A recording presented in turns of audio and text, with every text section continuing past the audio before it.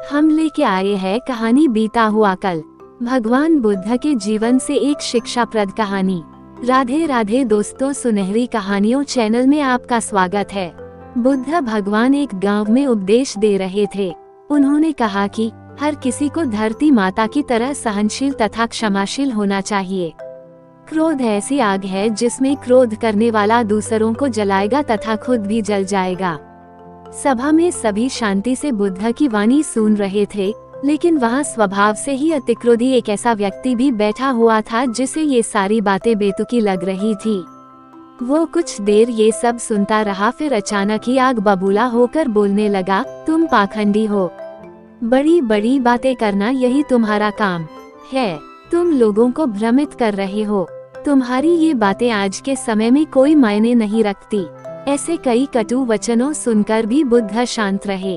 अपनी बातों से ना तो वह दुखी हुए, ना ही कोई प्रतिक्रिया की।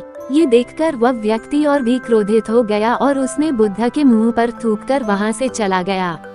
अगले दिन जब उस व्यक्ति का क्रोध शांत हुआ तो उसे अपने बुरे व्यवहार के कारण पछतावे की आग में जलने लगा और वह उन्हें ढूंढते हुए उसी स्थान पर पहुंचा। पर बुद्ध कहाँ मिलते, वह तो अपने शिष्यों के साथ पास वाले एक अन्य गांव निकल चुके थे।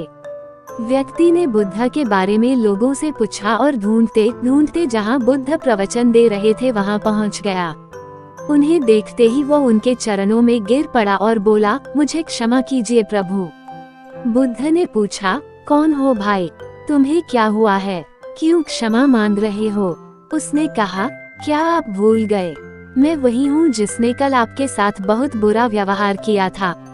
मैं शर्मिंदा हूँ। मैं मेरे दुष्ट आचरण की क्षमायाचना करने आया हूँ।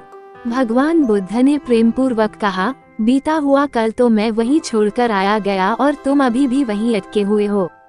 तुम्हें अपनी गलती का आभास हो गया, तुमने पश्चाताप कर लिया, तुम निर्मल हो चुके हो। अब तुम आज में प्रवेश करो। बुरी बातें तथा बुरी घटनाएं याद करते रहने से वर्तमान और भविष्य दोनों बिगड़ते जाते हैं। बीते हुए कल के कारण आज को मत बिगाड़ो। अब तुम आज में प्रवेश करो। उस व्यक्ति का सारा बोझ उतर गया। उसने भगवान बुद्ध के चरणों में पड़कर क्रोध त्याग का तथा क्षमाशीलता का संकल्प लिया। बुद्ध ने उसके मस्तिष्क पर आशीष का हाथ रखा। उस दिन से उसमें परिवर्तन आ गया और उसके जीवन में सत्य, प्रेम व करुणा की धारा बहने लगी।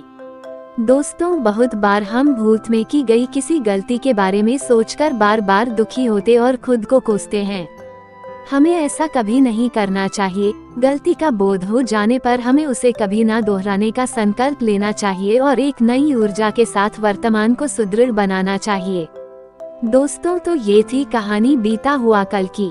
आपको ये कहानी कैसी लगी कमेंट करके बताएं। फिर मिलते हैं एक नई कड़ी के साथ।